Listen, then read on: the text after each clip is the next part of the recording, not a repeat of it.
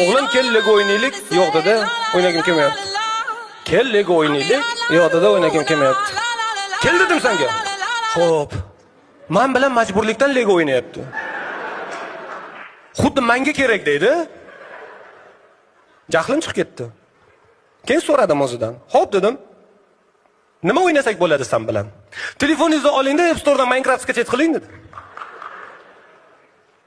Minecraft sketch qiling 5 yosh bola, 6 yosh. Xullas, Minecraft ustanovka qildim telefonimga.